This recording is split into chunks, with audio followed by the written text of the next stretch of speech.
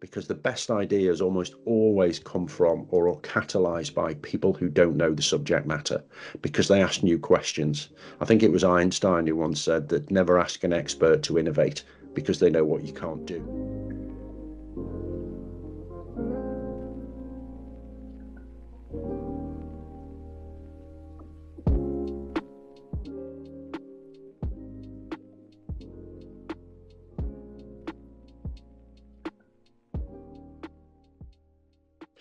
I think the first thing to understand around the topic of innovation is you have to understand how to fail.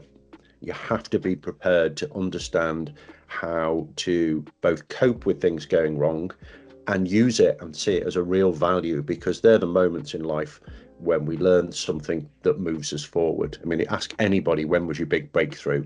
They probably won't tell you it was when they won. They'll tell you about a thing that they changed because something didn't go so well. And I think that's really important to do with innovation, and it works for individuals or large scale. So I've worked in wind tunnels with athletes and found that they were as much a psychological tool as they were a scientific one, because it allowed people to explore without having to commit and actually be able to measure their choices and see the differences and discover things that happen that they don't know why. And then that was a new strand of research.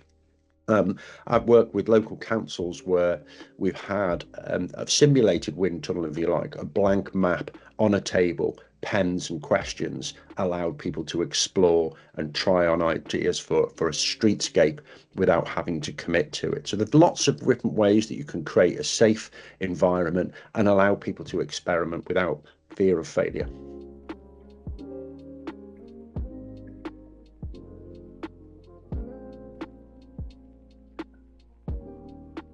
The key to balancing risk and reward is to understand what the potential reward is. First and foremost, what is the point? What does success look like? Getting that definition, and it might just be as simple as a paragraph that everybody who's involved understands and agrees to. And then you know what you're in this for. You can see the potential, and you have a point, a fixed mark, a yardstick, if you like, to measure your choices against. Is this risk worth it for that reward? And then you can adjust accordingly. But the key for mitigating risk, for managing risk, for choosing how much to take, is to understand the size of the prize. It's a bit of a cliche, but the reason it's become one is because it still stands true.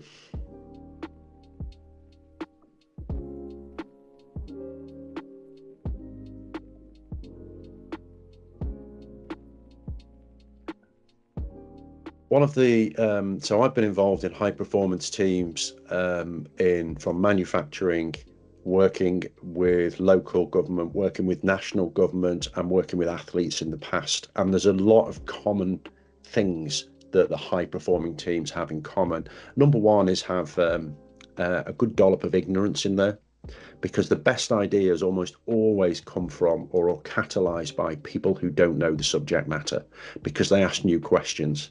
I think it was Einstein who once said that never ask an expert to innovate because they know what you can't do. So ignorance, different viewpoints are really important. Secondly, a high performing team is not always super happy and pally. They have a common thing that binds them together, an outcome that they're all agreed that this is what we want to achieve. But the best ones have lots of different characters and viewpoints. So you can see the same object from lots of different perspectives. And that is not easy to manage. But if you want genuine innovation and creativity, then you have to have different ways of looking at it. And the third one is to value failure, as I've mentioned before, to know that it's okay, that we are exploring and we're going to find new things, and some of them won't work, and then we'll grab as much learning from that as we can. So create ways to fail. And another cliche is fail fast, which is one I quite like, because that too is embedded in long held truth and usefulness.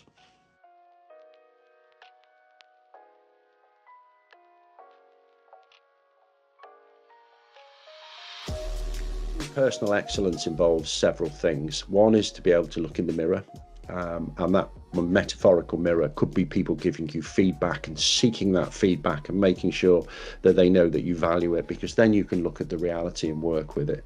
The second is not to be afraid to be non-expert in an area. That's okay.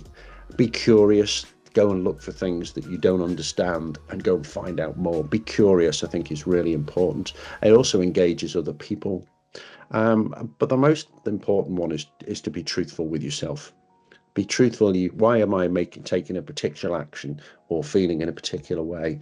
And it might not be rooted in something good, but feedback will help you identify those things, and honesty will help you deal with them.